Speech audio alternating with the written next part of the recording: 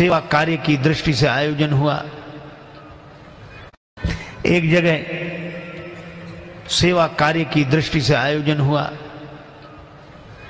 लोगों ने अपने मित्र से कहा कि तुम इतने धनी आदमी हो, दो कुछ। कहने लगा कि अब सब लोग दे रहे हैं तो हमारा देना जरूरी है क्या? अरे भाई, तो सब लोगों का अपनी करनी का फल मिलेगा, तुम भी तो कुछ कर लो। अच्छा तो ठीक है, अच्छा एक काम करते हैं, क्या कल देंगे? ठीक है। दूसरे दिन आया 1 रुपया लेकर, पुराना जमाना, चांदी का रुपया, सो मुट्ठी में दबाए। अब सोचे दें कि न दें, दें कि न दें, दे देना चाहिए। अच्छा, फिर बोला अब जरूरी थोड़ी कि हम भी दें, इतने लोग दे ही रहे हैं। फिर अब जैसे जैसे देने का मन आवे वैसे मुट्ठी और कड़ाई से बंद करे, लेकिन सोचा अब दे ही डालें। अब आध घंटा तो यही सोचता रहा, दें कि न दें, दें कि न दें। फिर सोचा देख लें एक बार, फिर तो ये देखने को मिलेगा नहीं। सो जैसे ही मुट्ठी खोली तो हाथ पसीज गया था, दिल तो नहीं पसीजा, हाथ पसीज गया, पसीना आया। और जो देखा कि हाथ पसीज गया, पसीना, सो रुपए से बोला अरे तुम बहुत रोते हो, हम तुम्हें किसी को नहीं देंगे, फिर जेब में रख लिया। एक वे हैं जो छोड़ते नहीं। और मुझे एक संत कथा सुना रहे थे, एक सज्जन का नाम था दानचंद। गंगा जी से 12 किलोमीटर दूर उनका गांव था। दानचंद को भगवान ने संपन्नता तो दी थी, धन तो दिया था, लेकिन लोभ ही इतने थे कि लोगों ने व्यंग में ही उनका नाम दानचंद रख दिया था। कभी कोई पुण्य कार्य नहीं किया, कहते खर्च होगा। तो पत्नी ने कहा कि गंगा जी नहाया, 12 किलोमीटर दूर हैं, इसमें क्या खर्च हो रहा है, चले जाओ। सवारी की भी जरूरत नहीं, पैदल पैदल चले जाओ, पर गंगा जी तो नहा लो। ठीक है, बहुत कहा तो सोचा जीवन में एक बार गंगा जी नहा लें, क्या हर्ज है, 12 किलोमीटर दूर है गंगा जी, जा पैदल पैदल गया, खर्चा कौन करे सवारी। अब गंगा जी किनारे पहुंचकर सोचा घाट पर नहीं जाएंगे, वहां पंडा लोग रहते हैं, पंडा कहेंगे कि दान दो। तो मुर्दा घाट पर गए।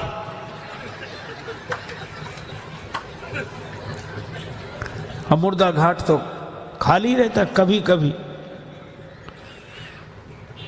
कभी दुनिया में अपने घर में कोई सीट खाली करता है तो मुर्दा घाट भरता है, बाकी तो खाली है। सोचा ये ठीक, न पंडा का झंझट, न दान का, न पुण्य का। गए, सो कपड़े उतारे, इधर उधर देखा कोई नहीं है, सोचा डुबकी लगा ले। सो जैसे ही प्रवेश किया, डुबकी लगाई। अब कथा बड़ी सुंदर है, भगवान को हंसी लगी कि इतना लोभी आदमी नहीं देखा। तो भगवान ने सोचा कि चलो आज हम इसको छकाते। तो दानचंद ने देखा इधर उधर कोई नहीं था, पर गंगा जी में जैसे ही डुबकी लगा के और बाहर निकले, वैसे ही पंडा के रूप में भगवान उपस्थित। यजमान की जय हो।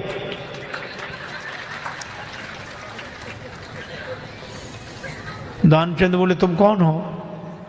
भगवान ने कहा कि हम पंडा हैं, संतोषी ब्राह्मण हैं, इसी घाट पे पड़े रहते हैं।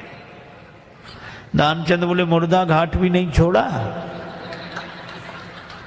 पंडा जी बोले हम संतोषी ब्राह्मण हैं और घाट पर तो और पंडा लोग रहते हैं, हम तो यहीं पड़े रहते हैं, और हमारे लिए कोई ना कोई आप जैसा यजमान आ जाता है, 1-1 वर्ष तक का खाने पीने का इंतजाम कर देता है।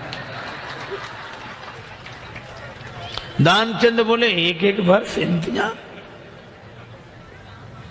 हम एक दिन का भी नहीं कर सकते, एक समय का भी नहीं। पंडा जी बोले कोई जबरदस्ती थोड़ा ही है, आपकी जैसी श्रद्धा हो, कुछ ना कुछ तो देना पड़ेगा। दानचंद बोले हमने आज तक नहीं दिया। पंडा जी बोले आज तो देना पड़ेगा। तो अब सोचा क्या करें, बोले उधार दे रहे हैं। उधार? हाँ। कितना? बस वो 1 धेला, उन दिनों चलता था 1 धेला, बस 1 पैसा। भगवान ने कहा चल दिया, तो संकल्प करा लिया, 1 धेला उधार देकर 12 किलोमीटर गया, नहाया, फिर 12 किलोमीटर पैदल चलकर आया। शाम होने को आई, थका हुआ दानचंद बेचारा घर में भीतर सोने ही जा रहा था। तब तक दरवाजे पे आवाज आई, यजमान की जय हो। दानचंद ने कहा देखो कौन है। पत्नी बाहर गई, देख कर आई और बोली किसी पंडा से कुछ देने के लिए कहे आए थे। दानचंद ने बोला कहा था, बोले आ गए बाहर आई हैं।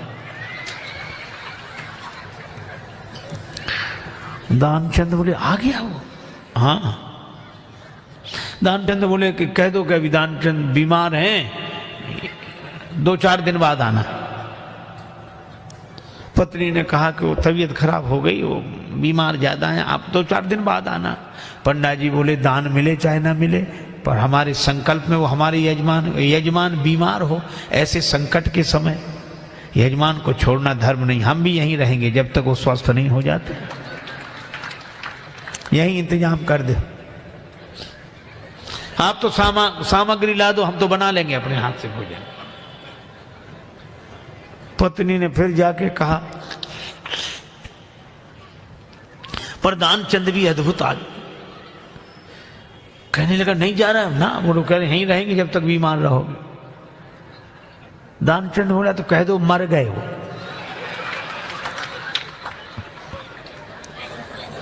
तो ये ऐसे कैसे कह दें? दानचंद बोले तुम कह दो हम श्वास रोके पड़े रहेंगे। पत्नी ने झूठे जाकर रोते हुए अभी अभी चले गए, वो समाप्त। पंडा जी बोले चले गए, मर गए? अरे राम राम, लेकिन यजमान का जब तक अंतिम संस्कार ना हो जाए हम कैसे जा सकते? और तुम कहां बुलाती फिरोगी लोगों को, गांव इतना बड़ा, हम ही सबको खबर किए देते हैं।